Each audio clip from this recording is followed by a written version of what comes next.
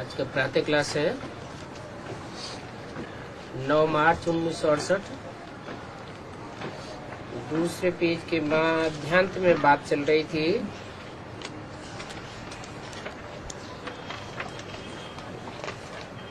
कि इनमें बाबा प्रवेश करके समझा सकते हैं।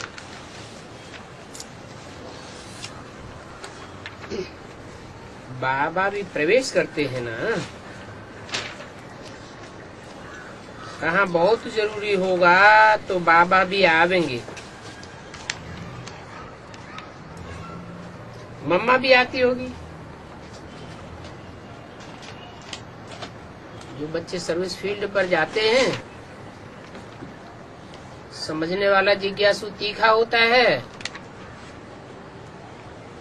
तो बाबा प्रवेश करके मदद करते हैं, मम्मा भी प्रवेश करके मदद करती है। अब ये सब समझने की बातें हैं। कहाँ मम्मा सहयोग करती है, कहाँ बाबा सहयोग करते हैं।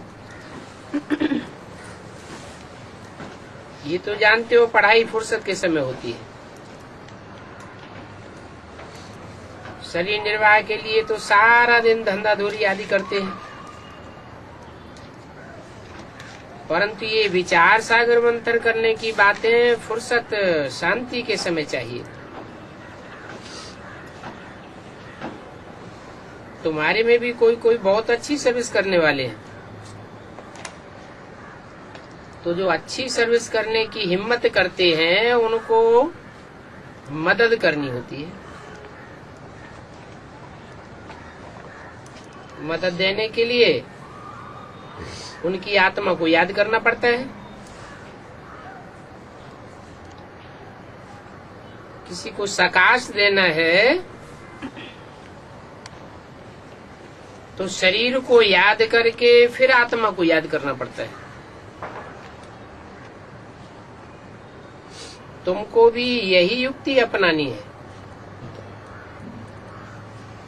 अगर कोई को सकाश देना है तो पहले उनके शरीर को याद करना, फिर उनकी आत्मा को याद करना। कोई अच्छा सबसे बच्चा है, कुछ नुकसान हो जाता है तो उनको मदद करनी चाहिए। मदद करने के लिए बाप को याद करना होता है, फिर खुद को भी अपने को आत्मा समझ कुछ न कुछ उनकी आत्मा को याद करना ही पड़ता है। तो जैसे वो सर्च लाइट हो जाती है, ऐसे भी नहीं कि एक जगह बैठ जाना होता है। लेटे लेटे भी याद कर सकते हैं, चलते फिरते खाते पीते याद में रहना होता है। 9 मार्च 1968 की वाणी का तीसरा पेज। भोजन खाने के समय भी बाप को याद करो। दूसरे को करंट देनी है तो फिर रात को सवेरे को याद में रहना होता है। बच्चों को समझाया गया है, सवेरे उठ करके बाप को याद करो।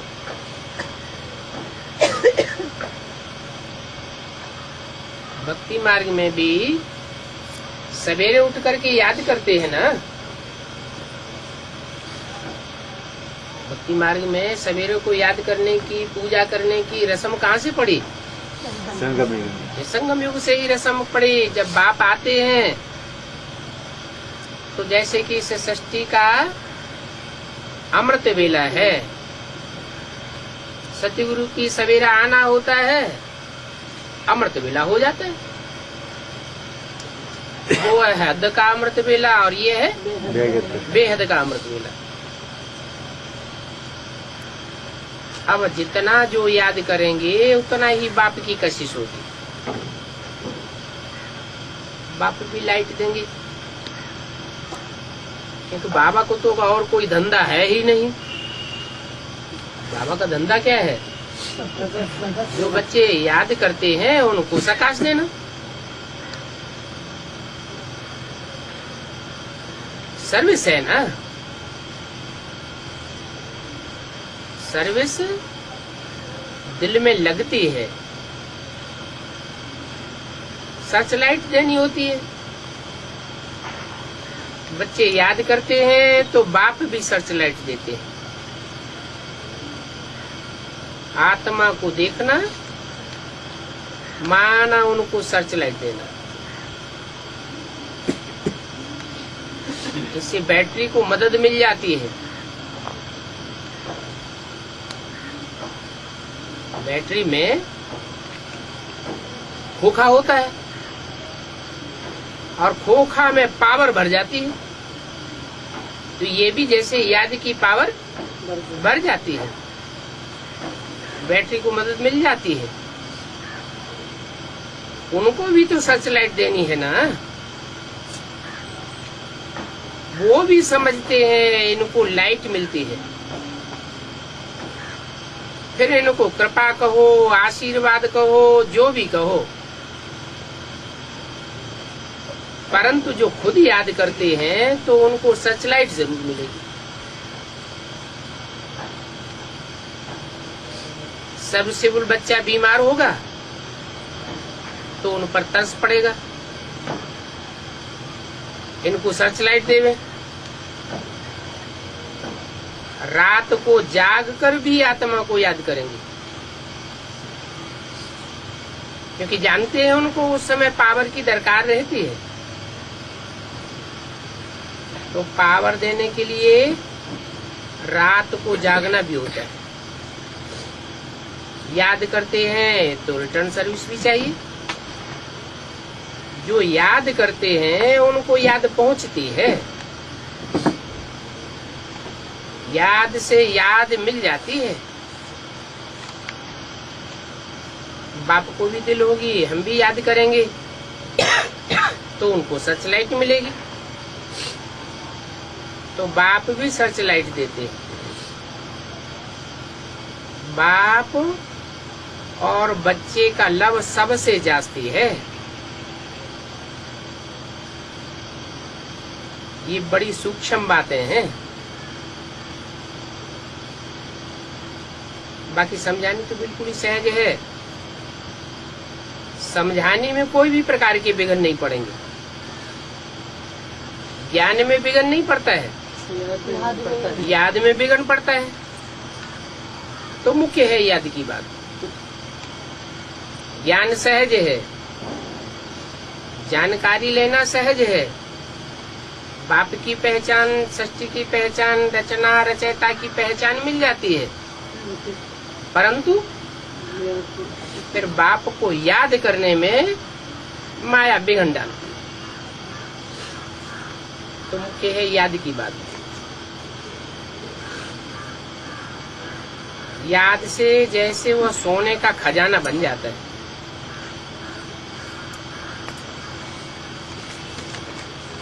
सोना सच्चाई को कहा जाता है।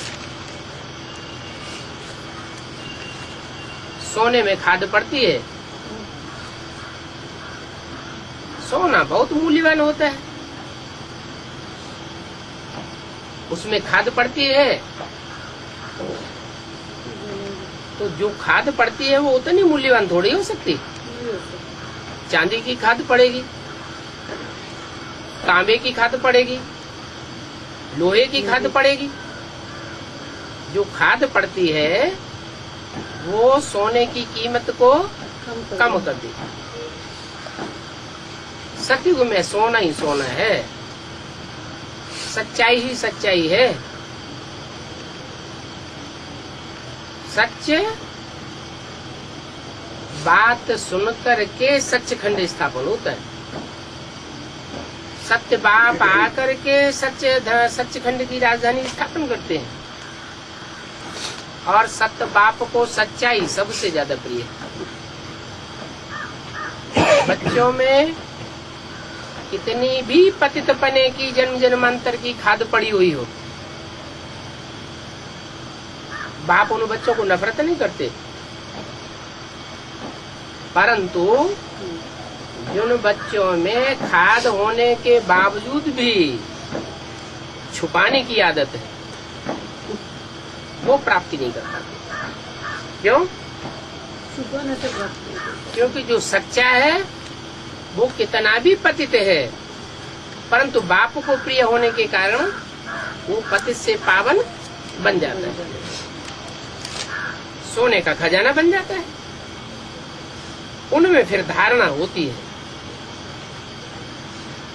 कहते हैं ना, शेरनी का दूध सोने के बर्तन में ठहरता है।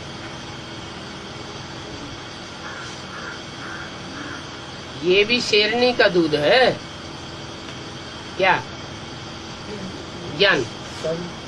शेरनी कौन है?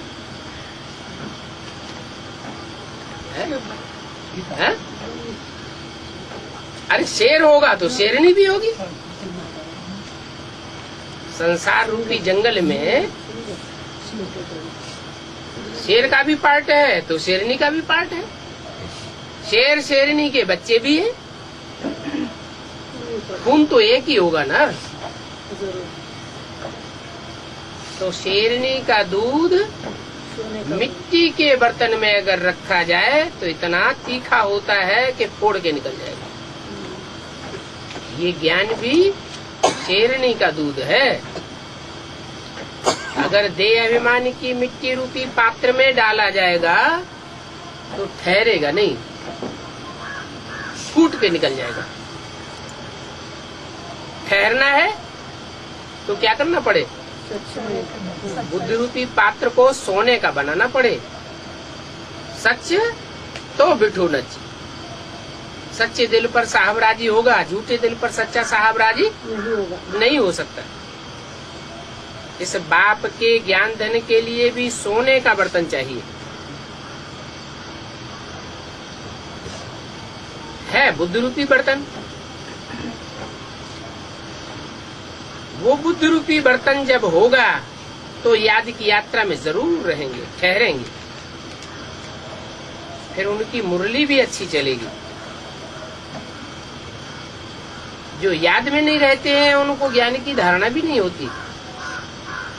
ज्ञान के पॉइंट से बुद्धि में से निकल जाते हैं। वो फिर काम के नहीं रहते।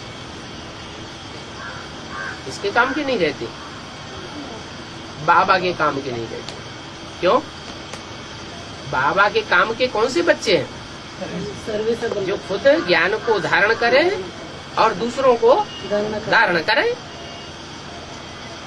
ऐसे मत समझो कि बाप तो अंतर्यामी है? बाप अंतर्यामी नहीं है।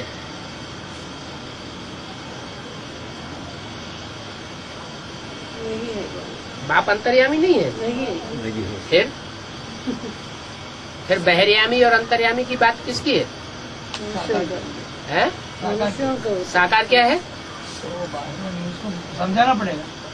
हाँ, जिस साकार में प्रवेश करते हैं वो साकार अंतर्यामी नहीं है, परंतु जो प्रवेश करने वाला है जनमण के चक्र से न्यारा है वो तो अंतर्यामी है। बाबा ने तो पहले ही ऐसे बोला था कि जो समझते हैं कि बाबा अंतर्यामी है ये सब गपोड़े हैं। बाबा अंतर्यामी नहीं है। समझते हैं कि बाबा ने ये बोला और ये हुआ। अरे ये तो सब बातें भक्ति मार्ग में होती है। ये बड़ी समझ की बात है। भक्ति मार्ग में वो बातें चलती है। कोई ने कह दिया बच्चा होगा या बच्ची होगी, बोला बच्चा होगा, अच्छा बच्चा हो गया, बस। क्या समझ लेंगे? ये अंतर्यामी है। यही अंतर्यामी भगवान है। ऐसे अक्षर एक खेल हो जाता है। सन्यासी भी ऐसे कह देते हैं। अगर बच्चा न हुआ तो कहेंगे भाभी, उसको कहेंगे ईश्वर की भाभी, और तुम कहेंगे ड्रामा की भाभी। क्या ईश्वर तो कुछ न अच्छा करता है न बुरा करता है। ईश्वर करता है कि अकर्ता है? ईश्वर तो अकर्ता है। जो करता है सो भरता है। अच्छा करेगा तो अच्छा भरेगा, बुरा करेगा तो बुरा भरेगा। और ईश्वर तो सिर्फ रास्ता बताता है, अच्छा बुरा करता नहीं है। करण करावनहार कहा जाता है वो भी जिस तन में प्रवेश करता है उसके द्वारा करावनहार भी है और ब्रह्मा के रूप में करणहार भी है। दोनों ही पाठधारी है।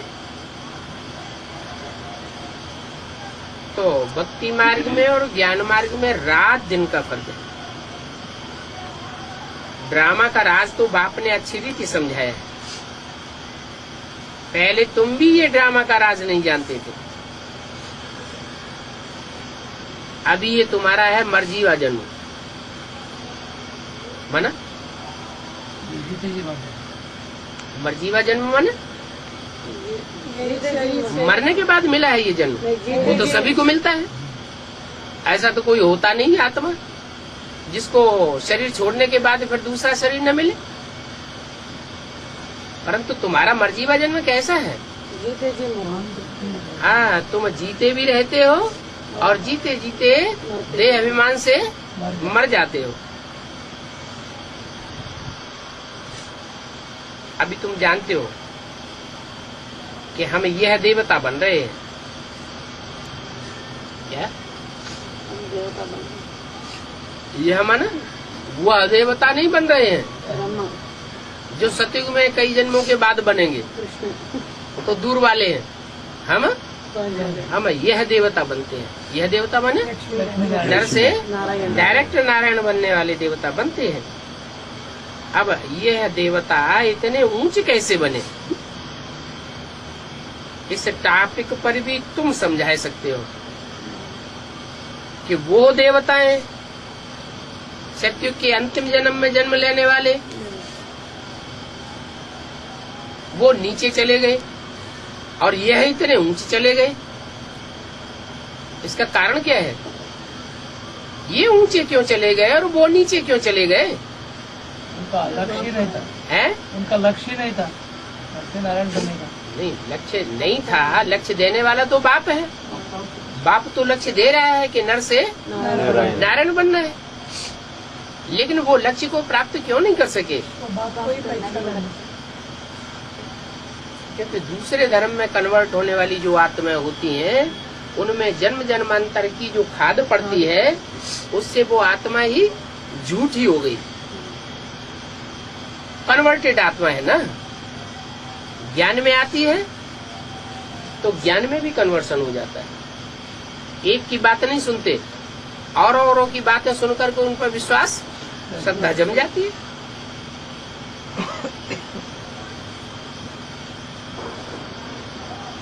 तो आज हम बतावेंगे कि इन लक्ष्मी नारायण को ये विश्व का मालिकपना कैसे मिला है। और जो लक्ष्मी नारायण है सतयुग के, उनको विश्व का मालिक कहेंगे? नहीं करेंगे। फिर काहे का मालिक कहेंगे? वो सतयुग के मालिक होंगे लेकिन विश्व के मालिक नहीं होंगे। वहाँ तो सिर्फ देवता वर्ण की आत्माएं होंगी। विश्व धर्मों की आत्माएं कहाँ होंगी? सारा विश्व वहाँ होता है क्या? नहीं। लेकिन ये तो सारे विश्व के मालिक बनते हैं। इनको ये विश्व का मालिक पना कैसे मिलता है? ये फर्स्ट क्लास टॉपिक है।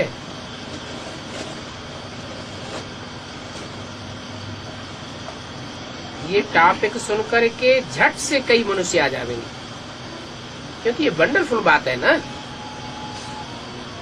इतने बड़े बड़े महत्वाकांक्षी दुनिया में हुए, हिटलर, नेपोलियन, मुसोलिनी जैसे, वो विश्व के ऊपर बादशाही नहीं कर सके।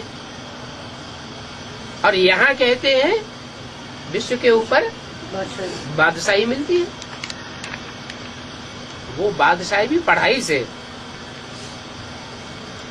ऐसा कब नहीं सुना होगा कि कोई पढ़ाई पढ़ करके राजा बन गया हो।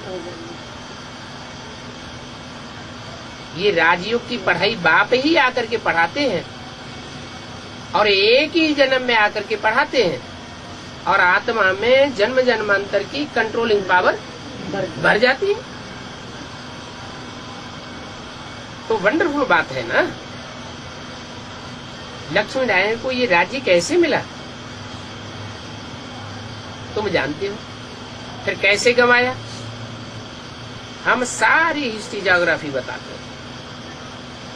ऐसे तो कोई की भी बुद्धि में नहीं आवेगा। ये भी कहते हैं, कौन, ब्रह्मा बाबा, यह भी कहते हैं हम लक्ष्मी नारायण को पूजा करते थे। गीता पढ़ते थे। बाबा ने प्रवेश किया तो सब छोड़ दिया। गीता पढ़ना भी छोड़ दिया, लक्ष्मी नारायण की पूजा करना भी छोड़ दिया। साक्षात्कार हो गया। बाप कहते हैं इस साक्षात्कार के नशे में नहीं रहना चाहिए। क्या साक्षात्कार तो मीरा को भी हुआ, तुलसीदास को भी हुआ, सूरदास को भी हुआ। साक्षात्कार करने से कोई स्वर्ग में नहीं जाता है। ये नरक की दुनिया, नरक की दुनिया में मरेंगे तो कहाँ जावेंगे, नरक में ही जावेंगे। तो स्वर्ग में कैसे जावेंगे, है? स्वर्ग में तब जावेंगे जब हम याद करते करते ऐसे वाइब्रेशन बनावे कि हमारे चारों तरफ जो वाइब्रेशन की दुनिया हो वो स्वर्ग जैसी हो जाए। क्या वाइब्रेशन? तो हम जब शरीर छोड़ेंगे उस समय जब हमारा वाइब्रेशन ही स्वर्गीय हो जाएगा तो हम कहाँ जन्म लेंगे, स्वर्ग की दुनिया में जन्म लेंगे। तो बाप कहते हैं मुझे याद करो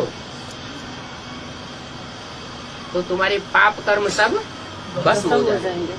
जो पाप कर्मों का वाइब्रेशन तुम्हारे चारों ओर चक्कर लगाए रहा है हिसाब किताब पूरा करने के लिए, वो वाइब्रेशन सारा नष्ट हो जाएगा। इसमें कुछ भी गीता आदि पढ़ने की बात नहीं है। गीता आदि पढ़ने से, ज्ञान कोई सुनने से, सुनाने से स्वर्ग का वाइब्रेशन नहीं बनेगा। कैसे बनेगा? याद करने से वो वाइब्रेशन स्वतः ही बनेगा। जितना बीज रूप स्टेज धारण करेंगे उतना वाइब्रेशन बढ़िया बनता जाएगा। निराकारी बनेंगे तो आत्मा निर्विकारी बनेगी, निर्विकारी बनेंगे तो निरहंकारी बनेंगे।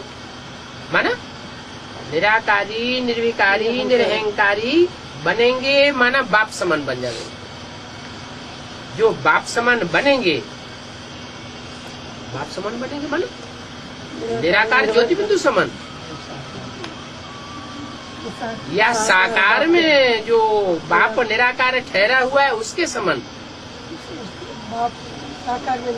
जो साकार में निराकार स्वरूप पार्ट बजाय रहा है उसके समान पार्ट बजावेंगे तो तुम बाप समान बन जाओगे। बाप कहते हैं गीता में सब झूठी बातें।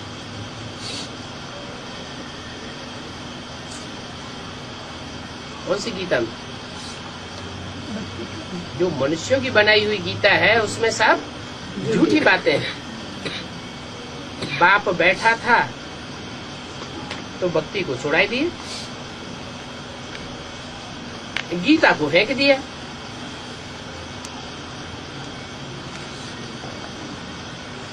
ऐसा हुआ तो फिर कब शिव का दर्शन करने भी नहीं जाते थे। दर्शन करना भी छोड़ दिया। भक्ति मार्ग की बातें एकदम उड़ गई। बाप के आने से भक्ति खत्म हो जाती है। ये है नाली रचयिता और रचना की आदि मध्य अंत की। बाप रचयिता को जानने से तुम सब कुछ जान जाते हो। बीज को देखा, बीज बाप को कहा जाता है। बीज को देख लिया, जान लिया, बीज देखने मात्र से ही पता लग जाता है इसका झाड़ विस्तार कैसा होगा। बाप की नॉलेज पूरी मिल जाए, 84 जन्मों में मनुष्य सृष्टि का बाप क्या क्या कैसे कैसे पार्ट बजाता है, तो तुम सब कुछ जान जाते हो। तुम तो टॉपिक ऐसे ऐसे वंडरफुल रखो जो मनुष्य सुनकर के खुश हो जाए। सभी तुम्हारी बात सुनने के लिए भागेंगे।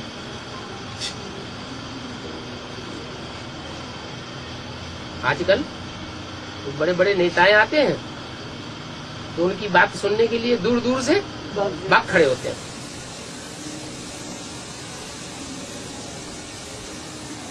तुम्हारी बात सुन करके भी दूर दूर से भागेंगे। इन्होंने विश्व का राज्य कैसे लिया, इस बात को तो कोई बता ही नहीं सकता है सिवाय तुम्हारे। मंदिर आदमी तुम कोई से भी जाकर के पूछो, लक्ष्मी नारायण के मंदिर में जाओ, कोई से भी जाके पूछो, ये लक्ष्मी नारायण तो सारे विश्व के मालिक थे। उस समय और कोई धर्म नहीं था।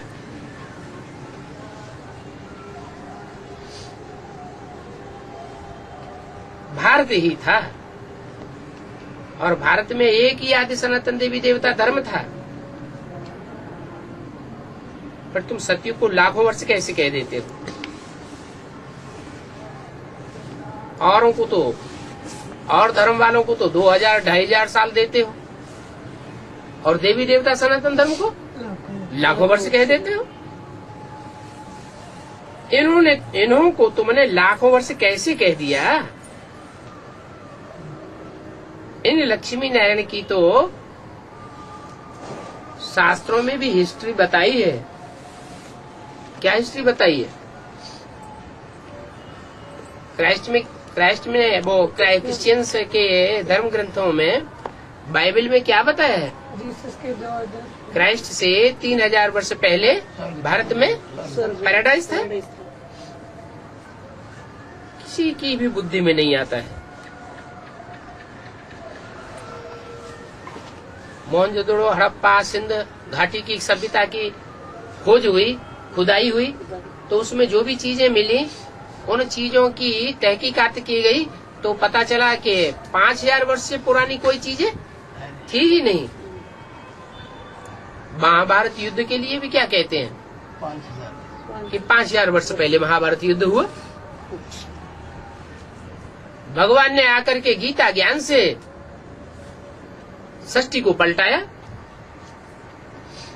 परंतु फिर कह देते हैं अभी कलयुग को 5000 वर्ष हुए। कलयुग अभी रेगड़ी पहन रहा है, बच्चा है। लाखों वर्ष में मनुष्य मच्छरों में से ढेर के ढेर हो जाएंगे। उनको मनुष्य कहेंगे क्या?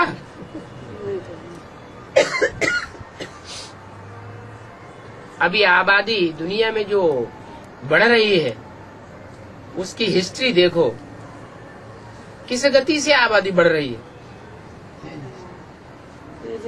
भारत की आबादी सन 47 में 40 करोड़ थी और अब 2 गुने से भी ज्यादा हो गई। तो इतने थोड़े वर्षों में ही इतनी तीव्रता से आबादी बढ़ रही है।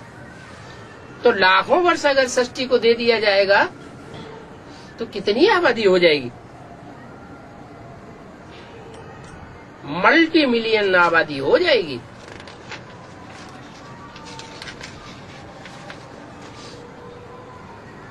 नौ मार्च 68 की वाणी का 4था पेज। लोगों की बुद्धि में कुछ भी बैठता नहीं है। तुम इस तरह की थोड़ी भी बातें सुनावेंगे तो बंडर खावेंगे, परंतु सबकी बुद्धि में नहीं आवेगा। तुम्हारे जो कुल के होंगे उनकी बुद्धि में आवेगा। तुम्हारे कुल के नहीं होंगे नहीं आएगा। तो उनकी बुद्धि में तुम्हारी बातें बैठेंगी नहीं। कहेंगे ये पता नहीं क्या बोलते हैं। ब्रह्मा कुमारियों को समझते हैं कि इनका ज्ञान तो वंडरफुल है, विचित्र ज्ञान है ना। ये ज्ञान तो आत्माओं के लिए है, देह अभिमानियों के लिए ये ज्ञान नहीं है। किसकी बुद्धि में बैठेगा? है? उन्हीं आत्माओं की बुद्धि में बैठेगा जो 5000 वर्ष पहले भी बाप से सुना था। आत्मा बन करके बैठे थे। ये पढ़ाई पढ़ी थी। जो देह अभिमानी बन करके बैठते हैं उनकी बुद्धि में ये नॉलेज बैठती ही नहीं। इसको समझने में तो बड़ी बुद्धि चाहिए। मुख्य बात है याद की, स्त्री पुरुष एक दो को याद करते हैं ना, जैसे स्त्री पुरुष एक दो को याद करते हैं तो क्या ढोल मजीरा बजाते हैं? रिकॉर्ड बजाते हैं? नहीं, नहीं बचाते, नहीं बजाते ना। लाल लाइट करते हैं? नहीं करते, नहीं करते हैं। और यहाँ क्या कर रहे हैं? नहीं बचाते। यहाँ कितने साधन इकट्ठे करते हैं। अरे जहाँ लगाव लग जाता है वहाँ याद तो ऑटोमेटिक आती है। आत्माओं की बात है। जो आत्मा परमात्मा बाप को याद करती है तो बाप भी उनको याद करते हैं। याद से याद खींचती है, कशिश होगी, वो सूक्ष्म बात है। मैं सर्वसेवल बच्चों को भी याद करता हूँ ना। क्यों? आपको सर्विसेबल बच्चे बहुत पसंद है। बाप की बुद्धि में आता है कि ये बच्चा सर्विस मेरे धंधे में मेरा विशेष सहयोगी है। लौकिक दुनिया में भी ऐसे होता है क्या? बाप का जो बच्चा दुकान ज्यादा संभालता है तो बाप उसको प्यार करते हैं। बहुत प्यार करता है, बहुत याद करता है, बहुत याद आता है। जैसे मनोहर है, ये कितनी सर्विसेबल बच्ची है, कितना इसको सहन करना पड़ता है।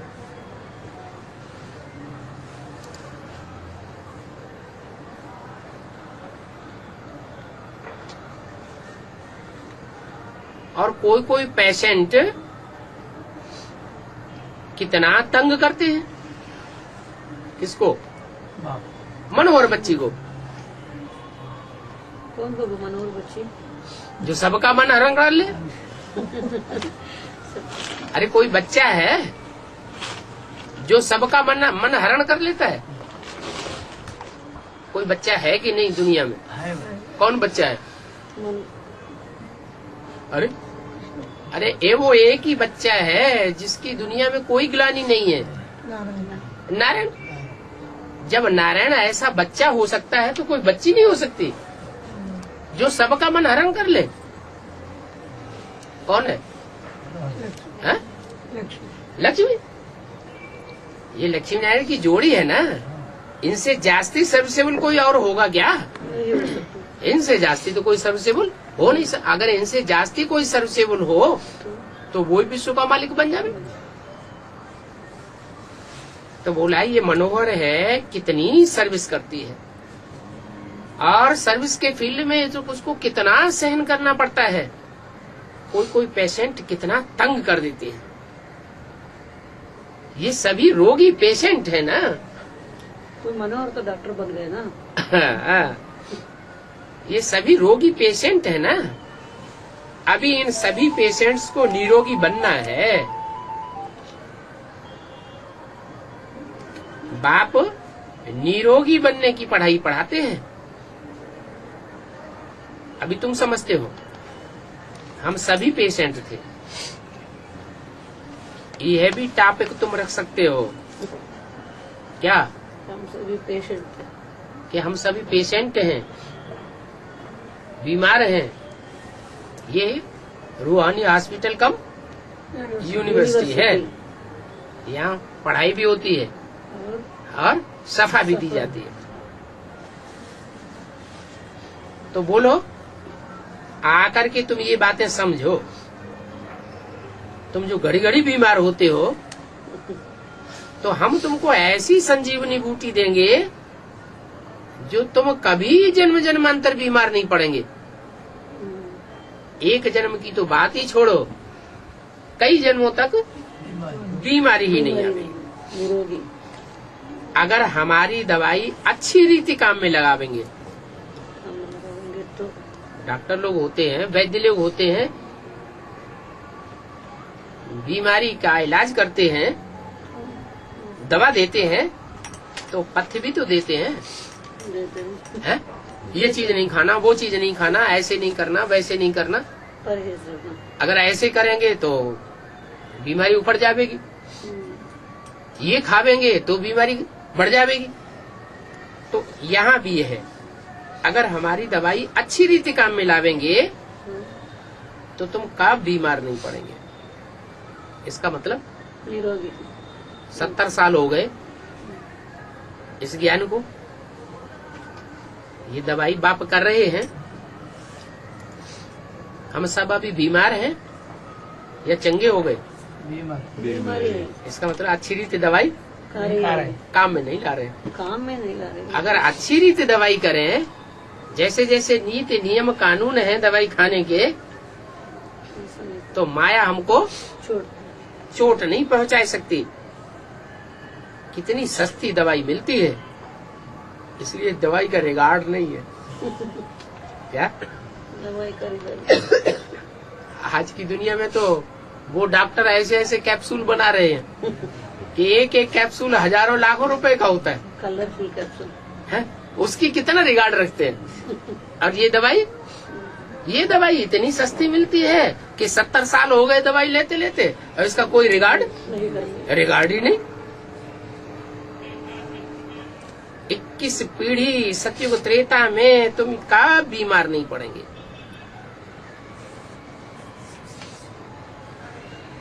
वो दुनिया है ही स्वर्ग। तो ऐसे ऐसे पॉइंट्स नोट करके फिर भाषण में लिखना चाहिए, तो ढेर सारे पॉइंट्स इकट्ठे हो जाएंगे। तुम बच्चे तो सर्जनों के भी सर्जन हो। वो सर्जन तो प्लास्टिक सर्जरी करते हैं, 6-8 साल चलती है, फिर दोबारा करनी पड़ती है। और तुम तो ऐसी सर्जरी कर देते हो कि 21 जन्म तक फिर कभी भी सर्जरी करने की दरकार ही नहीं पड़ेगी।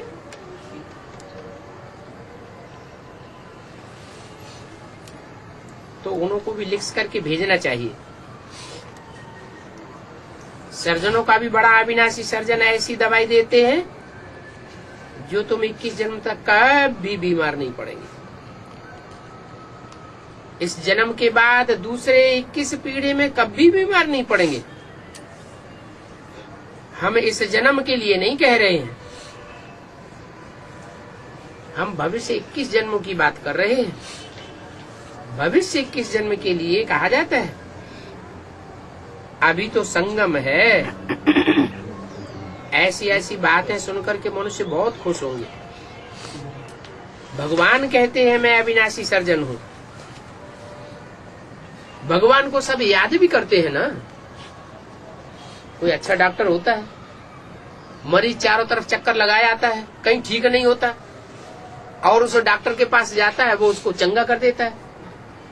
चंगा करना मना क्या होगा? अच्छा कर देता है, स्वस्थ बना देता है।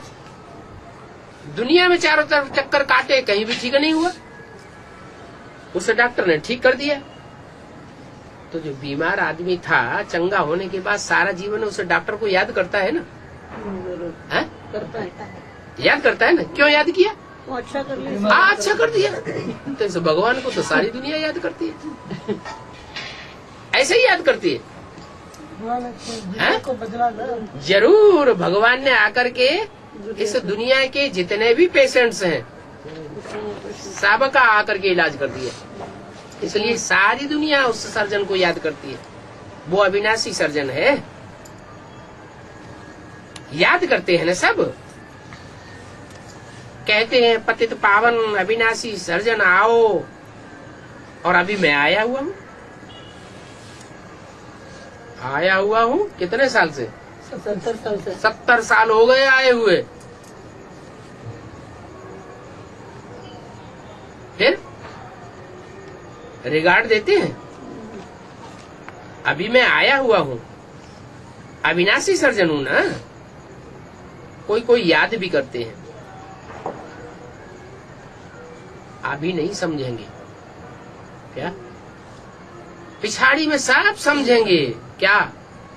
कि अविनाशी सर्जन आया हुआ है। अभी दवाई की कदर नहीं करते हैं, पिछाड़ी होगी तो सबको कदर हो जाएगी। दिन प्रतिदिन जो टॉपिक निकलती रहती है उनको ऊपर उठाते रहो। बाबा युक्तियां बहुत बतलाते हैं। पूछते हैं सतयुगी शिवालय के हो या कलयुगी वैश्यालय के हो? प्रश्न पूछो, पहले किससे पूछो?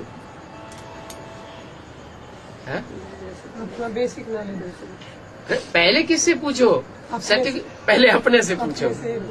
सतयुगी शिवालय के हो या कलयुगी वैश्यालय के हो? पूछना चाहिए ना। कितनी अच्छी पॉइंट है, परंतु पत्थर बुद्धि समझते ही नहीं है। बाप कहते हैं दिन प्रतिदिन तुमको कितनी गुह्य पॉइंट सुनाता रहता हूँ। कौन से युग में आके सुनाता हूँ? संगम युग में आकर के दिन प्रतिदिन तुमको कितनी गुह्य पॉइंट सुनाता रहता हूँ। 70 वर्ष से गुह्य पॉइंट सुनते ही रहते हैं। नई नई बातें सुनते रहते, जो दुनिया में कोई नहीं जानता हम सुनते रहते हैं। और आगे और भी गुह्य बातें सुनने को मिलेंगी या पुरानी बातें ही सुनेंगे? नई और नई नई बातें सुनते रहेंगे, वंडर खावेंगे। इतनी वंडरफुल बातें। एक ही टाइम अगर सारी बातें सुना दूं तो फिर ज्ञान सागर कौन कहेगा? इसलिए सारी पॉइंट एक साथ नहीं सुनाते हैं। अभी जैसे जैसी पॉइंट से मिलती जाती है वैसे वैसे तुम्हारी खुशी बढ़ती जाती है। दवाइयाँ निकलती है ना, कोई भी मर्जी की दवाइयाँ निकलती हैं तो पहले ढीली दवाइयाँ निकलती हैं, कम पावर की निकलती हैं, फिर बाद में उनकी पावर बढ़ाते रहते हैं और ही ज्यादा पावरफुल दवाइयाँ निकलती हैं। तो ऐसे ये भी है, बाप पहले हल्की हल्की पॉइंट सुनाते हैं, बाद में स्ट्रांग पॉइंट देते हैं। परंतु देखो पत्थर बुद्धि समझते ही नहीं है। सोने को गलाने में बहुत टाइम लगता है। खाद पड़ी है ना क्या? जिस सोने में जितनी खराब खाद पड़ी हुई होगी उसको गलाने में उतना ज्यादा टाइम लगेगा। और सोना तो वैसे भी धीमी आग में पिघलता है या तीक्ष्ण आग में पिघलता है? तीक्ष्ण। जब तीखी आग लगाई जाती है तो सोना पिघलता है। तुम्हारे में भी खाद निकालने में कितना टाइम लगता है माना? क्योंकि अग्नि अभी ज्ञान की भी जोर नहीं है तो याद का भी जोर नहीं है। आगे चल करके ज्ञान के तीखे तीखे पॉइंट्स निकलेंगे तो याद में भी जौहर भरता जाएगा। याद की अग्नि बहुत तीव्र होगी तो सोने के गलाने से खाद निकल जाएगी। इसका मतलब याद अभी धीमी है या तीखी है? धीमी याद है, इसलिए पाप कर्म भस्म नहीं होते हैं। धीमी याद का मतलब क्या है? कम याद। याद तो करते हैं, कमी है। लेकिन अभी अभी जो याद करते हैं उसमें दूसरों की याद भी मिक्स होती रहती है। तो पक्की अभिविचारी याद नहीं कहेंगे। जब पक्की अभिविचारी याद होगी, तीखी अग्नि होगी, तो पाप कर्म भस्म होंगे। जानते तो हो कि सोना भी बहुत तेज आग से गलता है। धीमी आग में सोना नहीं गलता। कब नहीं गलेगा। बाप भिन्न भिन्न प्रकार से समझाते रहते हैं। ऐसे बाप को बहुत प्यार से याद करना चाहिए।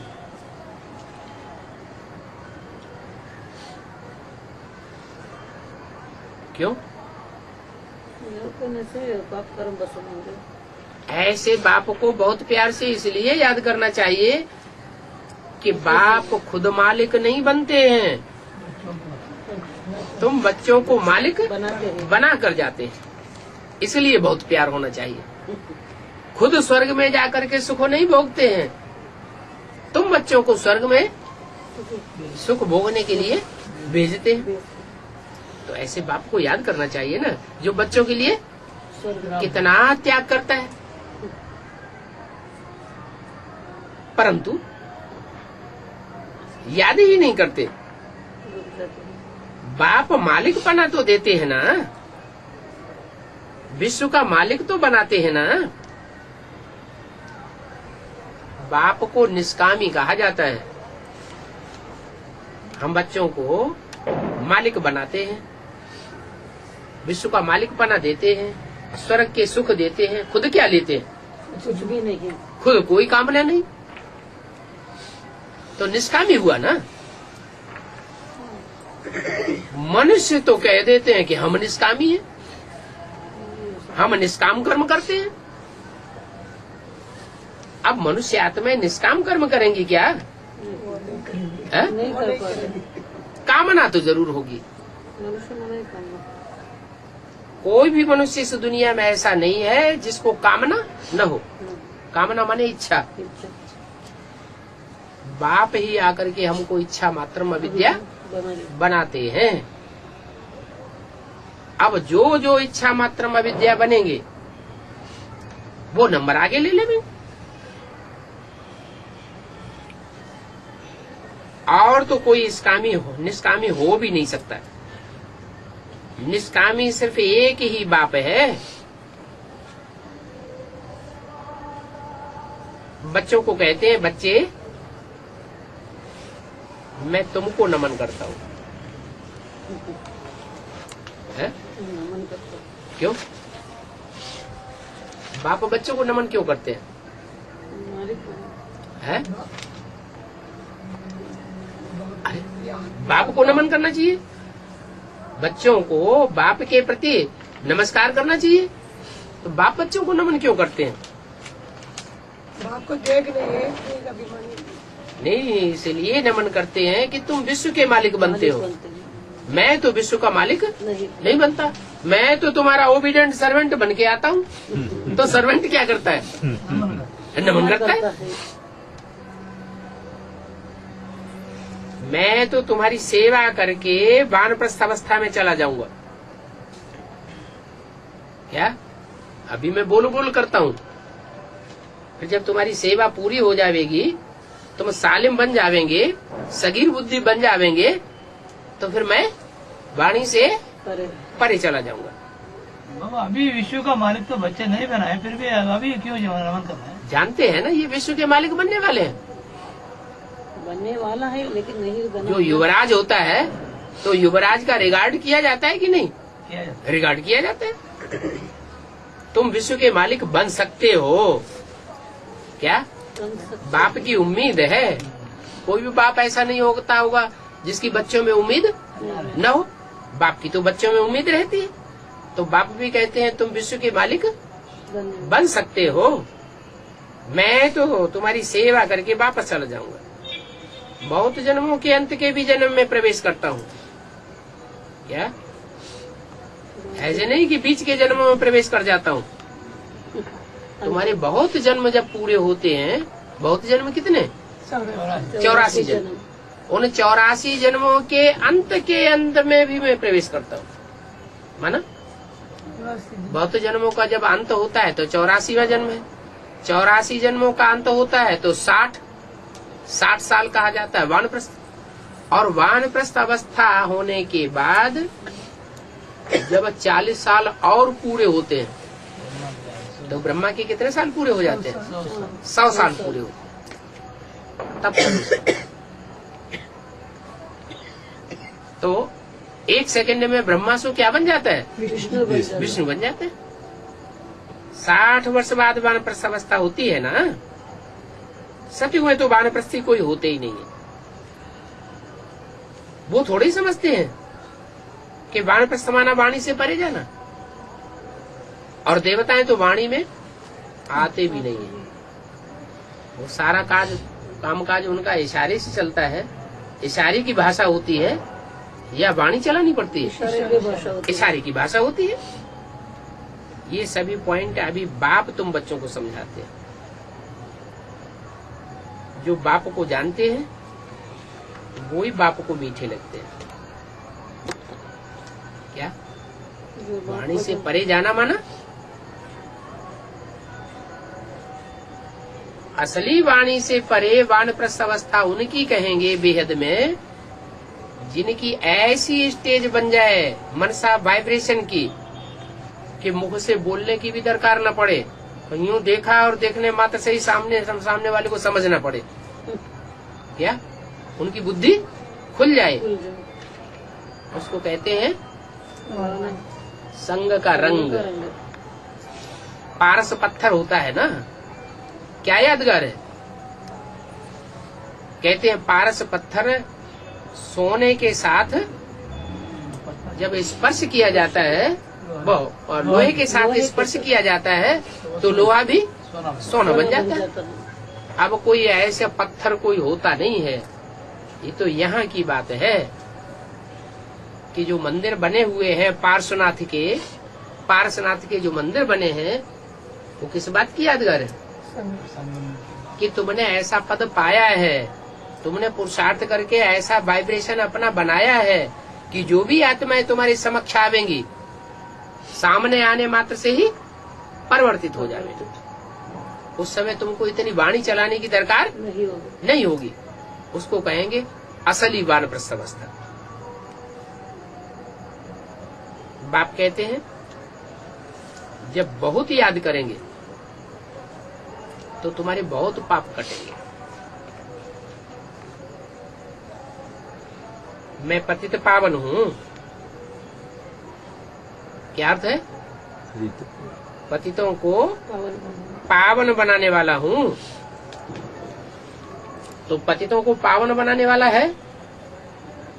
कैसे बनाता है पतितों को पावन? ज्ञान सुना के? ब्रह्मा के तन में आके ज्ञान तो बहुत सुनाया, पतित से पावन कोई बना नहीं। अच्छा, ज्ञान को समझा के पतितों को पावन बनाता हूँ। संग के रंग का टीचर बनकर के समझाता भी हूँ, परंतु समझने समझाने से भी कोई पावन बनता नहीं है। कब पावन बनते हैं? जिस मुकर्रर रथ में आता हूँ वो मुकर्रर रथ जब स्वयं ऐसी स्टेज धारण कर लेता है तो उसके संग के रंग में जो भी आत्माएं आती हैं पतित से पावन बनती जाती है। मुझे पतित पावन कहते हो तो याद करना पड़ेगा। ये है याद की यात्रा जिससे तुम तमो प्रधान से सतो प्रधान बन जाते हो।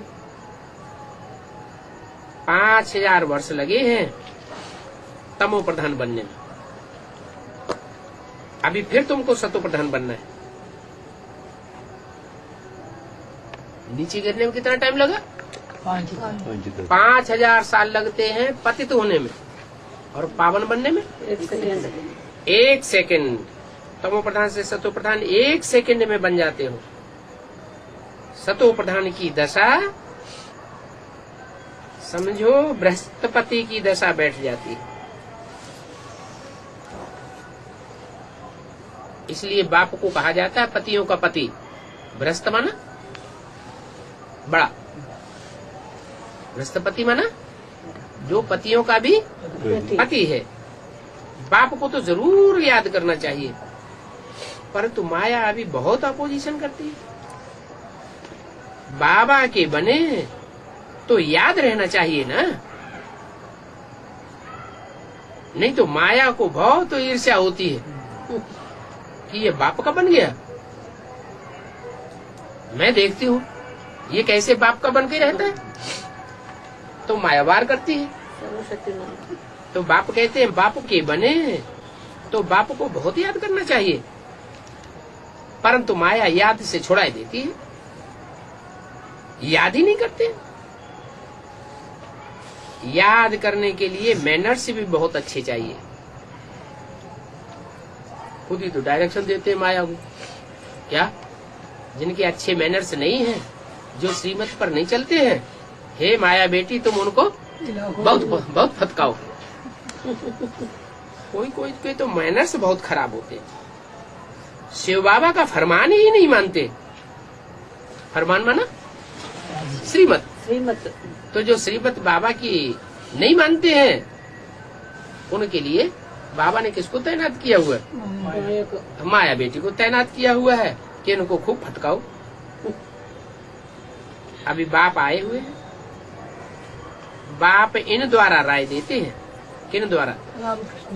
रामकृष्ण की आत्माओं के द्वारा राय देते हैं। तो इनकी भी माननी चाहिए ना। किनकी? रामकृष्ण की बात भी माननी चाहिए ना, परंतु इनकी बात को भी नहीं मानते। राम के द्वारा जो फरमान मिलते हैं या कृष्ण वाली आत्मा के द्वारा जो फरमान मिलते हैं, उनकी बात भी नहीं मानते। नहीं मानते हैं तो क्या कहेंगे? धनी के हैं कि निर्धन के हैं? निर्धन के हैं। निर्धन के हैं। उनको निभागा कहा जाता है। निभागा माना बाबा। निभागा माने भाग्यहीन। ओम शांति।